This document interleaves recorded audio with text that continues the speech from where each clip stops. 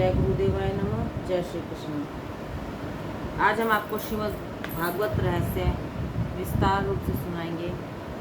कथा के श्रवण मनन और निधिध्यासन से ज्ञान दृढ़ होता है।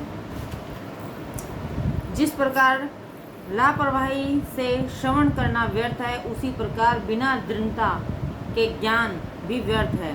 संदेह युक्त मंत्र व्यर्थ है और व्याकुल चित्त से किया जब भी निष्फल है। श्रवण करने की इच्छा न होते हुए भी मन को कथा में लगाना व्यर्थ है, क्योंकि मन तो इधर उधर भटक रहा है। ऐसे में कथा श्रवण निरर्थक है। शरीर का मान भूलकर भी कथा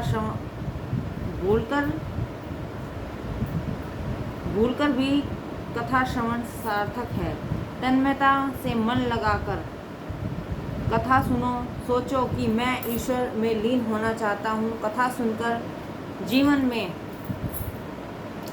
कोई एक लक्ष्य निश्चित किया जाए। कथा का यदि एक शब्द भी तुम्हारे जीवन में उतर गया तो समझो जीवन सार्थक हो गया। सब सोचने लगे कि हमने धुंधकारी की तरह कथा नहीं सुनी, इसलिए हमारी गति नहीं हुई है। कथा का यदि मनन किया जाए तो वह सर्वोत्तम तो है ही, परंतु यदि मनन किया जाए भी तो कोई हानि नहीं है। गोकर्ण ने एक बार फिर से श्रावण मास में दूसरी बार कथा का आयोजन किया और सबका उद्धार हुआ। उस समय महारानी भक्ति अपने पुत्र ज्ञान को और वैराग्य के साथ उपस्थित हुई। भक्ति महारानी आनंदित होकर अपने पुत्रों ज्ञान और वैराग्य के साथ वहां नृत्य करने लगी। गोकर्ण के सभा मंडप में भगवान प्रकट हुए। उन्होंने गोकर्ण से कहा, तुम्हारे कीर्तन और भजन से मैं प्रसन्न हूँ, तुम कोई वरदान मांगो। गोकर्ण ने कहा, जो मनुष्य श्री कृष्ण की कथा करे, कीर्तन करे, ऐसे वैष्णव भक्त के हृदय में आप विराजमान रहें और सबको सद्गति मिले। श्री भागवत कथा को सुनने से वैकुंठ लोक जैसा आनंद प्राप्त होता है, बशर्ते कि इस कथा को प्रेम पूर्वक सुना जाए। ऐसा प्रेम जहाँ तन मन अपनी सुध भूल जाए, संसारिकता भूल जाए। ऐसा नहीं है कि यह शास्त्र मृत्यु के पश्चात ही मुक्ति दिलाता है, यह तो मृत्यु से पहले ही मुक्ति दिला देता है। भगवान मुक्ति प्राप्त कराने वाला शास्त्र है।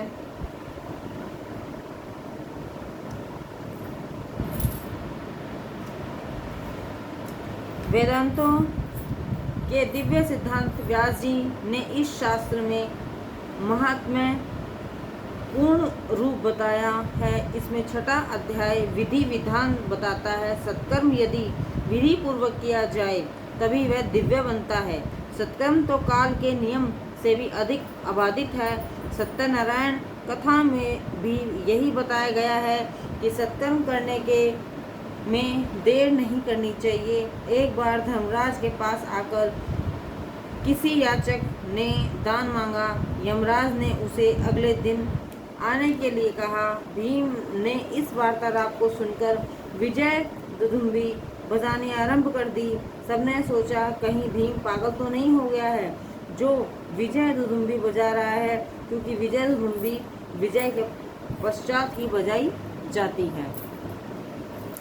जब सबने उसे विजय दुदुम्बी बजाने का कारण पूछा तो उसने कहा कि आज हमारे भ्राताश्री ने काल को नियंत्रण में कर लिया है, क्योंकि वे जान गए हैं कि कल भी वे जीवित रहेंगे।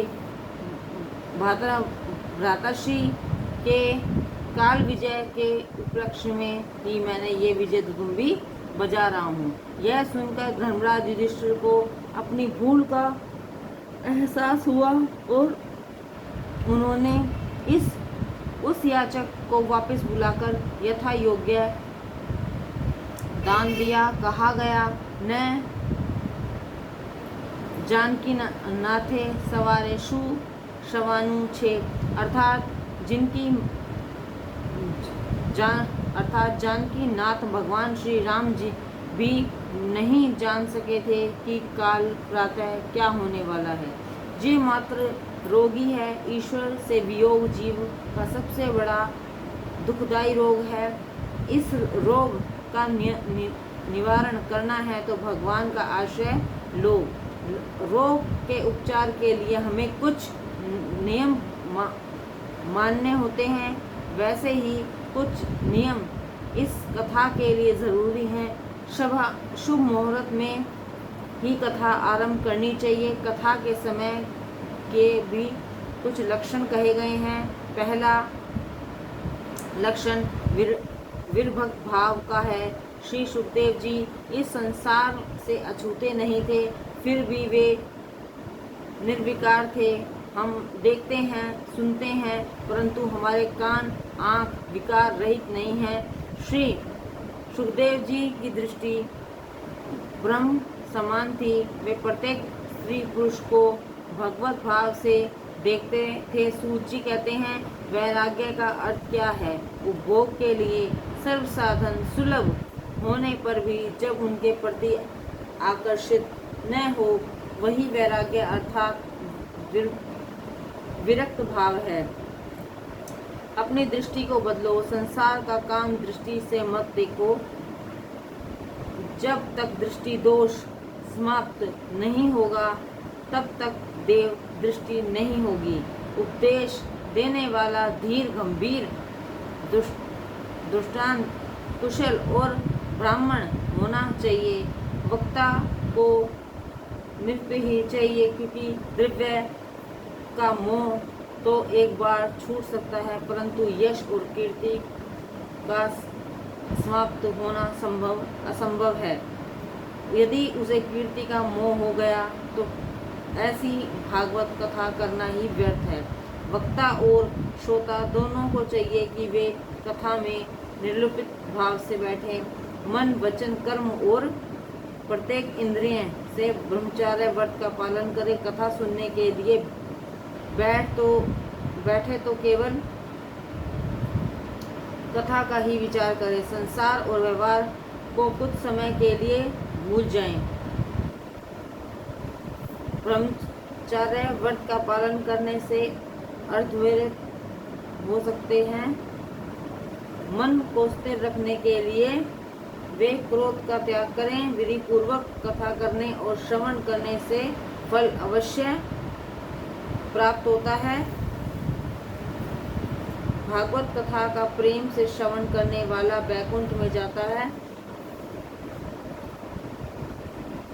वेदांतों में अधिकार और अधिकारी की चर्चा भली भांति की गई है, अर्थात ब्रह्म जिज्ञासा सबको वेदांत का अधिकार प्राप्त नहीं है। नित्य वस्तु विवेक समाधानी संस्कृति भोग विराग बिना वेदांत का अधिकार प्राप्त नहीं हो सकता। वेदों के 3 विभाग बताए गए हैं, कर्म कांड, ज्ञान कांड, उपासना कांड। इसी प्रकार 3 के अधिकार करने वाले भी अलग निश्चित किए गए हैं, परंतु भागवत सबके लिए है। अतः भगवान का सबसे सुंदर और अच्छा आश्रय भागवत ही है। भागवत भगवान का नारायण रूप है। भागवत के 18,000 श्लोक ही क्यों हैं? 8 प्रकृति के 8 और 9 ईश्वर, अर्थात पूर्णतः हुई 9वीं अंग पूर्णता का श्रोतक है। मनुष्य के ज्ञान पान व्यवहार पत्र लेखन आदि सभी कार्यों की विधियां भागवत में बताई गई हैं। केवल एक ही ऐसी ग्रंथ का आश्रय लेने से जगत जीव और ईश्वर आदि से संबंधित ज्ञान इसी भागवत शास्त्र का में उपलब्ध है। श्रवण में की गई बातों का मनन करो, उसे अपने जीवन में चरितार्थ करने का प्रयत्न करो। क्योंकि व्यवहार में लाया गया ज्ञान ही जीवन में सार्थक होगा। पूर्व जन्म का विचार छोड़कर प्रभु के दिव्य सद्गुणों को अपने जीवन में उतारो। एक बार राजा जनक ने याज्ञवल्क्य ऋषि से अपने पूर्व जन्मों की लीला देखने के लिए इच्छा व्यक्त की। ऋषि ने उन्हें मना करते हुए कहा कि राजन, पूर्व जन्म की लीला देखकर आपको दुखी होगा, परंतु राजा जनक नहीं माने। ऋषि याज्ञवल्क्य ने उन्हें उनका पूर्व जन्म दिखाया। राजा जनक ने देखा कि उनकी पत्नी पूर्व जन्म में उनकी माता थी। यह देखकर राजा जनक को अत्यंत दुख हुआ। इसलिए यही अच्छा है कि मनुष्य अपने पिछले जन्म को याद न करके इस जीवन को सुधारे और इसे सार्थक करने का प्रयास करे। भगवान को ही अपना जीवन साथी बनाओ और अन्य लोगों को भी यही ज्ञान दो। तुलसी राधा रानी का ही स्वरूप है। तुलसी विवाह का अर्थ है स्वयं का भगवान के साथ विवाह संबंध स्थापित करना। चतुर्मास के संयम और तप के करने के पश्चात ही तुलसी विवाह हो सकता है। संयम का पालन और तप करने से ही ईश्वर मिलन हो सकता है। आत्मा का धर्म तो प्रभु के सम्मुख जाना है। हरे नमः, हरे नमः, हरे नमः। जय श्री कृष्ण, जय गुरुदेव।